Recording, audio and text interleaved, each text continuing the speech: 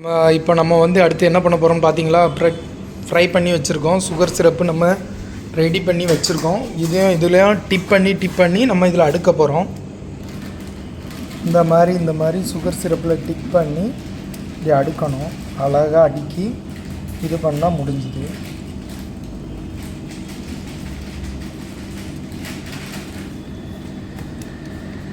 சூடான சுவையான சாய் துக்கடா ரெடி ஆயிரும். சூடான சுவையான இல்லை, ஸ்வீட்டு தான், சூடு இருக்காது.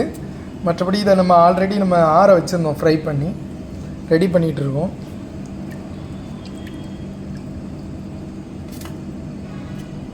முடிஞ்சோடனே நான் உங்களுக்கு சொல்கிறேன். கிட்டத்தட்ட 70% வேலை முடிஞ்சிருச்சு.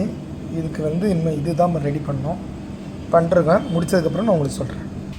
எப்படி நம்ம அழகாக ஃபுல்லாக அடுக்கி முடிச்சிட்டோம் பார்த்தீங்களா. இப்போ அடுக்கி முடிச்சுட்டு இதில் பால் காய்ச்சிட்ருக்கோம். பால் கேரமல் கஸ்டர்டும் மில்க் மேடு பால் காய்க்கிறோம் பார்த்தீங்களா. குங்குமப்பூ போட்டோன்னா இது கலர் மாறிடும், எல்லோ கலருக்கு மாறிடும். போட்டு இப்போ அது காய்க்க போகிறோம். இப்போ தான் ஃபயர் வச்சுருக்கோம் பார்த்தீங்களா. குங்குமப்பூ போட்டோன்னே கலர் மாறிடுச்சு பாருங்க.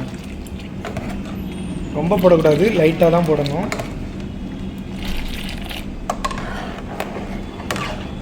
இப்படி கொஞ்ச நேரம் கொதிச்சுட்டே இருந்தால் திக்காயிரும், அப்படியே கட்டியாயிரும். அந்த கஸ்டர்ட் போடும்போது டைட்டாகிடும். டைட்டாகும்போது நம்ம இதில் மேலே ஊற்றி விட்டோம்னா ரெடி ஆயிரும். எவ்வளோ அழகாக ரெடி ஆகிடுச்சு பாருங்க. ரெடி ஆகிடுச்சு பார்த்தீங்களா. கஸ்டர்ட் போட்டோன்னே அவ்வளோ அழகாக ரெடி ஆயிரும் சாய் துக்கடாவுக்கு. எவ்வளோ அழகாக டைட்டாக ரெடி ஆகிடுச்சு பாருங்க 2 நிமிஷத்தில். இப்போ இதை நம்ம இதில் ஊற்ற போகிறோம். நான் ஊற்றுறேன், இது வீடியோ இல்லை, நீ ஊற்று, நான் வீடியோ எடுத்துறேன்.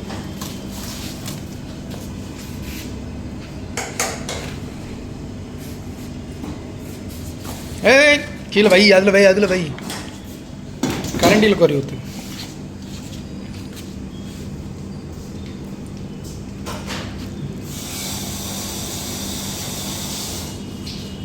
எவ்வளோ அழகாக ஊற்றுறாருல.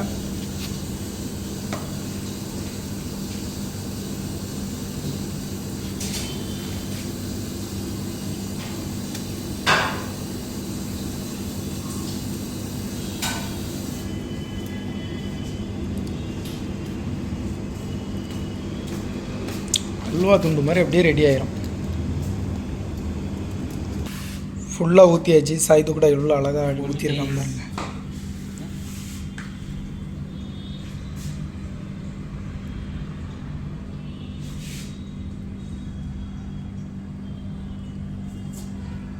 கண்ணை கவருதில்ல அப்படி.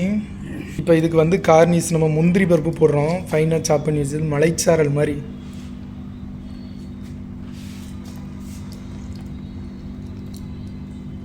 எவ்வளோ டைட்டாக அழகாக இருக்குல்ல. ஒரு சில பேர் இதில் பாதாம் பிஸ்தாலாம் ஆட் பண்ணுவாங்க. நம்ம ஒன்லி கேஷ்யூ நட் மட்டும்தான் ஆட் பண்ணியிருக்கோம்.